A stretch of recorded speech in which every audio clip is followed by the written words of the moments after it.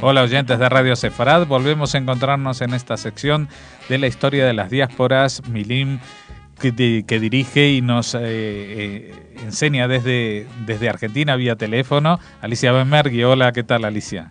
Hola, Jorge. Seguimos nosotros acá con la historia. Con la historia de las diásporas judías. Vamos a recordar antes que nada a los oyentes que esta y muchas historias más las pueden leer en la página www.milimcultural.com.ar, y si quieren pueden recibir cada 2 semanas en su correo electrónico un boletín sobre las novedades de la historia judía, suscribiéndose a cultural@arnet.com.ar. Y ahora vamos a retomar el programa anterior. Tuvimos que cortar ahí en medio de una historia apasionante que sucedía a partir de las evidencias arqueológicas en la Galilea. Estamos hablando de los primeros siglos de la era cristiana, y en estos primeros siglos de la era cristiana compartieron historias con los cristianos, pero llegó también el momento del enfrentamiento, el momento en que Roma, aparte de permitir cierta libertad religiosa, pero también era el imperio que destruye Jerusalén, el imperio que machaca definitivamente al reino de Judea con el lanzamiento de Bar Kokhba y la resistencia masada, y ese es el punto en el cual volvemos a retomar el hilo. Así es.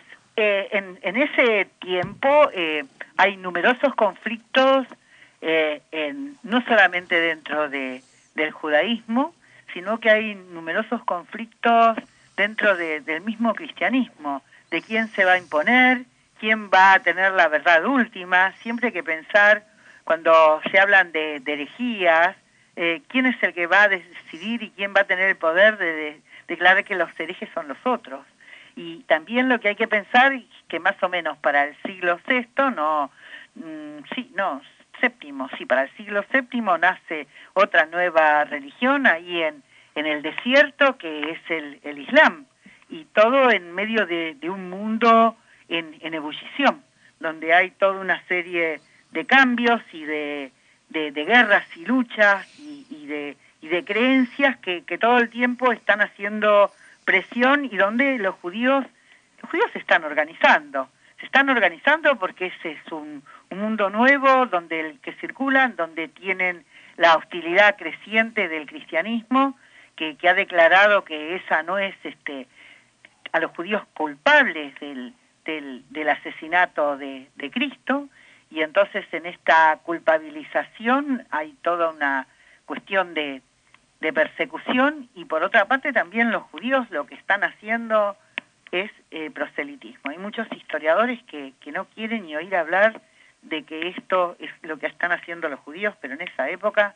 los judíos hacían proselitismo. Si convierten a esclavos al judaísmo, ¿cómo es que no van a estar haciendo proselitismo? Y esto es lo que genera la profunda hostilidad del cristianismo, sobre todo de las comunidades cristianas. Están los dos haciendo lo mismo, buscando seguidores y prosélitos.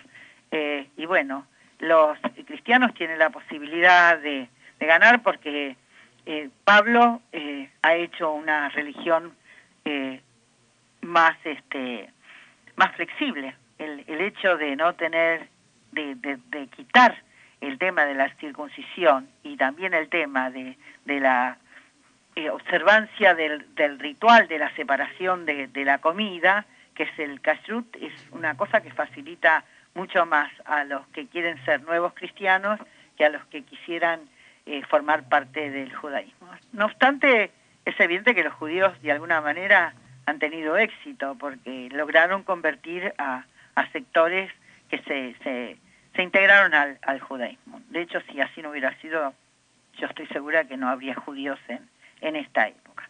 Y también es un mundo donde los conflictos se traducen en toda una cuestión apocalíptica, donde cuando se prevé el fin del mundo, lo que fuere, lo que se está deseando es el fin del imperio, del imperio romano, que los ha humillado a los judíos, que ha destruido. Hay que pensar que los judíos solo pueden volver a entrar y a pisar Jerusalén ya con la entrada de los musulmanes, con Omar. Entran entre con los musulmanes vencedores. a los judíos hasta ese momento no les estaba permitido pisar Jerusalén. Y los judíos están también viviendo en lo que era la antigua Persia, donde habían quedado comunidades y se quedaron ahí para siempre. Toda la zona de lo que es hoy en día lo que corresponde a los países árabes, al Medio Oriente, tuvo presencia judía en numerosos lugares y además los judíos lo que están mirando también es en esta cuestión de la continuidad, tiene que ver con la organización y tiene que ver con la autoridad también. Digo, estamos hablando de cuestiones, tal vez se podría decir generales de cómo se organizan las comunidades y quién tiene la autoridad, porque las comunidades las judías solo, es decir, viven en territorios o viven en otros pueblos, entre otros pueblos donde la autoridad política la tienen otros y los judíos tienen que avenirse y tienen que obedecer. Pero también es cómo los judíos obedecen o acatan las medidas que tienen su propia dirigencia, que esto es algo muy importante y que les trajo bastantes problemas históricamente hablando, porque no tienen el poder de la fuerza, es el poder de la intimidación y solo con eso a veces no era suficiente. ¿Por qué también tenemos el conocimiento de las comunidades que existían en otros lugares, en Alejandría, en Egipto? Está el relato del levantamiento que hace Flavio Josefo de los judíos y él habla de Apión, que es un egipcio que habla muy mal de los judíos. Entonces Flavio Josefo se siente en el deber de hacer la defensa de su pueblo y hablar de los méritos de su pueblo. También pensemos que los judíos viven en medio también de los romanos, ya están viviendo desde el siglo I antes de nuestra era, están en Roma, están en todo lo que es el norte de África, están viviendo en Marruecos, en la zona de Argelia, en Túnez, en Libia, en Egipto. Hay quienes dicen que ya en el siglo II hay mercaderes judíos que están en lo que es hoy en día Rusia. Es decir, los judíos se han desplazado y están viviendo en diferentes lugares. La vez pasada hablamos de lo difícil que era para los judíos vivir en Bizancio, pero los judíos viven en Bizancio. Viven en Bizancio porque además los judíos practican el comercio y con el tiempo van a llegar a zonas muy lejanas y distantes, como son la China, a través de la ruta de la seda, y el lugar más civilizado del cristianismo. En esa época no es la Roma italiana, sino es la Roma, la nueva Roma que está en Bizancio. Por eso los habitantes que viven ahí en Bizancio, algunos los llaman bizantinos y otros son los romañotas. Y en toda esta región hay judíos que viven. Hay algunas cosas bastante interesantes sobre cómo estos judíos se organizan a sí mismos. Si uno piensa, el Talmud tiene una parte que es el Talmud Yerushalmi, que nunca fue escrito en Jerusalén porque Jerusalén ya no existía. Cuando fue escrito en la región de Tiberíades, Ferias o Tiberias, como se acostumbra a decir, y los judíos hacen de cuenta que fue escrito en Jerusalén.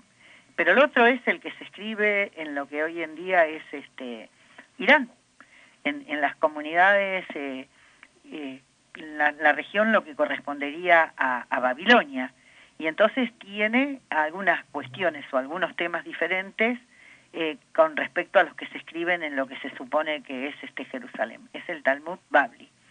Y muchos de estos maestros entran en conexión con estos masoretas, con estos escribas que están instalados sobre todo en Tiberias y después en Yavne, porque Yavne, el Sanedrin que se crea después de la destrucción del templo, que va a estar en el Yavne, que está en Gaza al sur, en un momento dado se traslada hacia el norte y los judíos se van a gobernar desde allí. Están mirando cómo se sustituye las antiguas normas y las formas de vida que antes estaban centralizadas por el templo de Jerusalén, a donde los judíos, por lo menos una vez por la vida, en su vida, los judíos que vivían en la diáspora iban a conocer y iban a visitar y a rezar.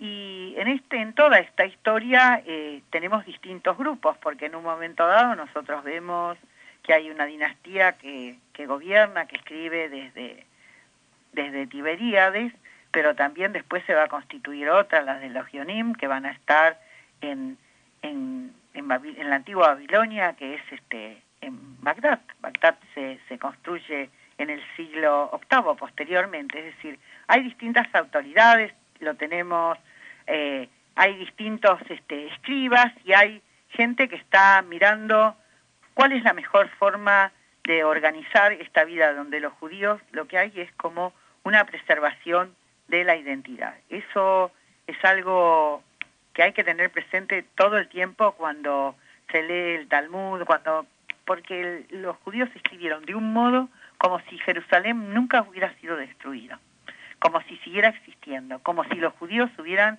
continuado viviendo en Israel. Pero de hecho así no fue.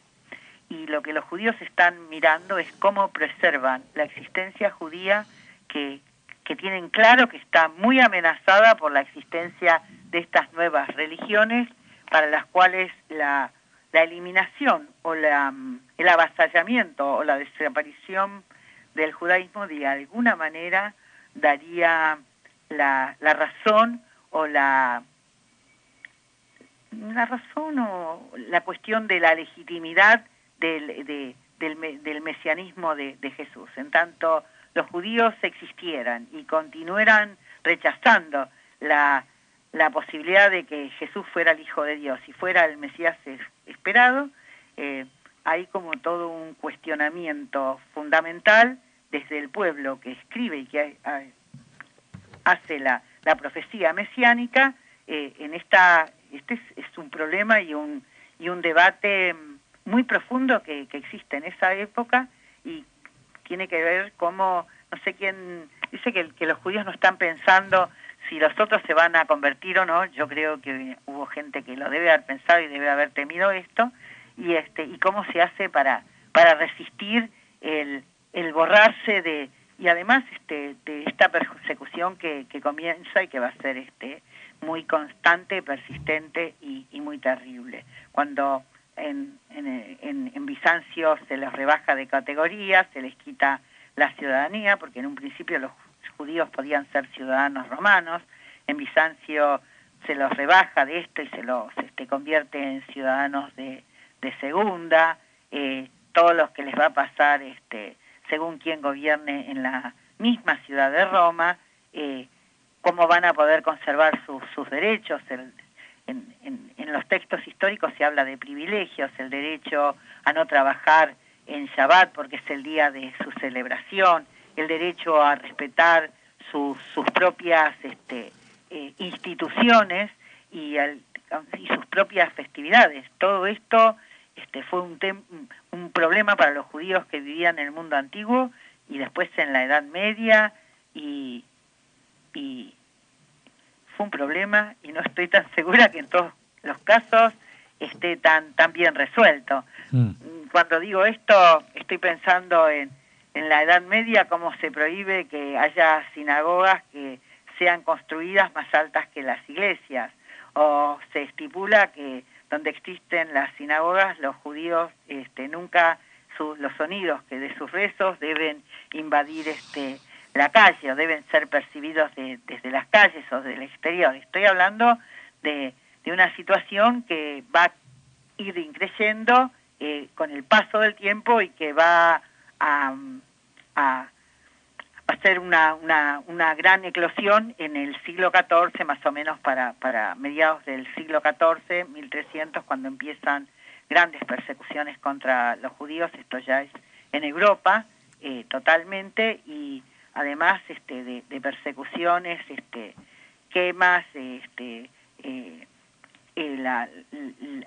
todo lo que habían ido haciendo de un modo creciente los concilios, obligando a los judíos a vivir en determinadas zonas de las ciudades, a vestir y tener símbolos que los caracterizara como tales, es decir, pero esto es algo que va a ir increciendo, que va a ir aumentando lentamente. En algunos lugares esto va a ser más cruento, más rápido, en otros lugares no tanto, pero bueno, esta es una situación que hace eclosión y empieza a cambiar absolutamente en el siglo XIV. Pero bueno, hay que tener en cuenta que los judíos, a partir del siglo II de nuestra era, se dispersan también por toda Europa. Los textos y los restos arqueológicos dicen que ya en el siglo III de nuestra era había judíos viviendo en el norte, en lo que hoy en día es Francia, en la Normandía, en Colonia, en Alemania, han llegado con las tropas romanas. Aquí también en España hay evidencias del siglo III. Sí, en España, sí, pero a España le quiero dedicar un capítulo especial. Bueno, a eso le vamos a dedicar un capítulo especial ya en las próximas emisiones, porque hemos llegado al final de este capítulo, a este capítulo que podríamos decir la era del Talmud. Muchas gracias, Alicia. Vamos a recordar a los oyentes que la página web donde pueden leer esta y muchas otras historias es www.milimcultural.com.ar, y si quieren pueden recibir el boletín gratuitamente en sus correos electrónicos escribiendo a cultural@arnet.com.ar. Muchas gracias, Alicia, por habernos atendido otra vez más y esclarecido, arrojado luz sobre estas oscuras épocas de nuestra historia más lejana. Bueno, muchas gracias a vos por permitirme poder contarlo, y bueno, nos encontramos la próxima vez. Bueno, un saludo a todos los